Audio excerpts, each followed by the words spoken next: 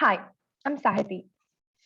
Me, along with a few other researchers at U Delft, spent a good part of last year building a model that simulates the spread of COVID-19 in a city. This is one of the many projects under a larger social sciences research project called Health Emergency Response for Interconnected Systems. We presented some interesting findings from the research through this poster at the IC2S2 conference in 2021, and I'll be talking about it here. We started with a simple question of how city-level government authorities can control the spread of COVID-19 and what we from the scientific community can do to inform such policy. But in order to understand how the disease can be controlled, it is important to understand what is the impact of non-pharmaceutical interventions spatiotemporally. That is to say, how will the spread of COVID-19 change in an urban neighborhood when a policy is implemented? To do this, we built a large-scale agent-based model which acts as an artificial city. In our case, we built an artificial city of The Hague in the Netherlands. Within this city, there are about 540,000 agents who perform different activities during the day at around 200,000 locations.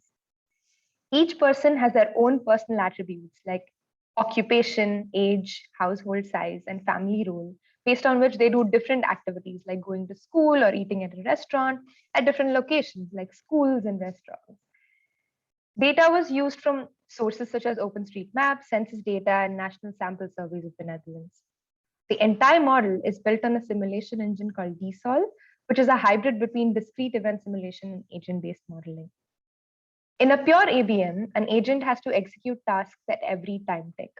But in a discrete event simulation, they only execute tasks at the beginning and end of an event. This significantly speeded the model, where we can now run up to 3 months with 500,000 people in under 10 minutes on an average laptop. So we simulated an entire city. Then what? Then we ran the model under 2 scenarios. One, where the government takes no action and the disease runs its course, and people do their regular activities. Another scenario is a full lockdown, where everything except for essential services is shut and people can only access those essential services. When there is no policy in place, the city center is a hotspot. There are multiple people who get infected in the city center and take the disease back to their homes.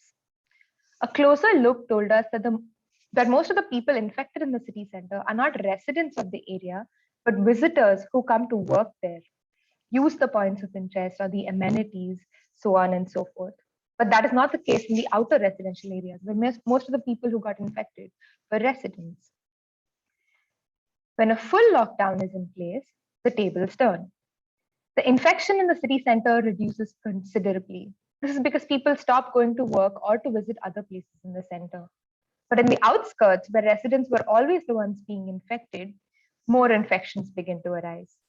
This is potentially because while people stopped going to work, they also stopped leaving their homes and hence started using the supermarkets closer to home. The supermarkets per person on the outskirts are far fewer than within the city. Also, the supermarkets within the city are typically more equipped to handle larger crowds than the ones outside. All of this saw people visiting the supermarket, contracting the disease, and taking it back to their families. This resulted in district-specific risk within a city. This risk is an emergent phenomenon, not just dependent on the attributes of the agents, but what they or where they do and what they do, but also unequal distribution of points of interest. A policy as simple as a full lockdown can have unintentional consequences, like increasing district-specific risk. And this calls for close cooperation between local governments, citizens, and essential service providers to act upon this district-specific risk with targeted policies. And that brings me to the end.